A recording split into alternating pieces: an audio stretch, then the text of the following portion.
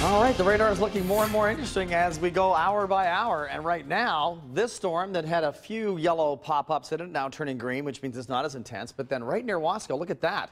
Red and yellow. The brighter the colors, the more intense the rain. And when it goes black, if you're looking at radar at home on the internet, that means hail. So nothing yet, but you know, it's one of those afternoons where we could see a thunderstorm or hear a thunderstorm, see some lightning, depending upon your preference. Rain showers are light in the Los Angeles area as well, so if you're traveling over the Grapevine, you'll find some rain, spotty.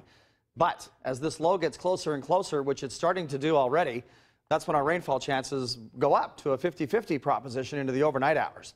This is our future upper level wind movie, meaning where's the low going to go? Here it comes onshore, we think by 4 to 4:30 in the morning, and it goes right through our area, more so in Los Angeles, but regardless, it's close enough to give us more instability and give us a better chance of rain overnight. Right now, there's a look at the sky, and you can see that we have some building cumulus clouds, but nothing too crazy. Winds are northwest at 10, and our current temperature is 76, so it's a gorgeous evening.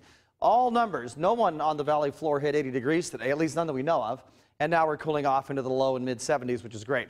57 in Tehachapi, even though their high there was in the 60s. Wind speeds are light for the most part, 5 to 10 miles per hour, but when a thunderstorm comes through, that's when the winds can really swirl, and you'll notice that. We're not going to have a tumbleweed explosion like we did yesterday, but overall, watch out for those storms tonight. 78 was our high today, 81 is the average, and it was 63 in Tehachapi. There's your high, 68 Burbank. All along the Southland, it was much cooler than it was last week. Remember, nothing but 90s, and now we're enjoying a cool down that should last for a couple of days, and then by the time we get to this weekend, the 90s are coming back to Los Angeles and to our area as well. 74 for Sacramento today, and it was only 77 in Palm Springs.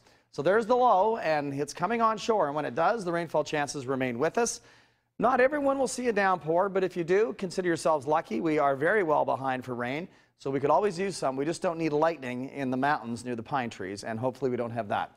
Wind speeds will remain light for the most part, 5 to 10 miles per hour, swirling in from the northwest, and that won't change until we get to Tuesday late. West winds at 10 to 15 miles per hour. We'll have highs tomorrow. A little cooler than today. We're thinking mid to low 70s, overnight lows in the mid 50s, so a cool night.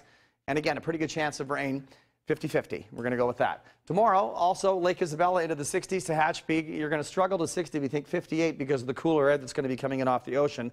And in the desert regions, we'll have highs in the mid 60s for the most part. Here we go. Low 55 tonight, 50% chance of rain and a thunderstorm. That would be exciting if you hear some light thunder. And northwest winds at 10 to 15 miles per hour. High tomorrow, 74, 50% chance of morning rain coming down in the afternoon. And our 7-day forecast looks like this. All right, the heat's coming back, but until then, enjoy this little transition into cooler weather. We've got a Blaze game tomorrow night. It is 23 nights, so we don't want rain at the game, but we'll take it beforehand.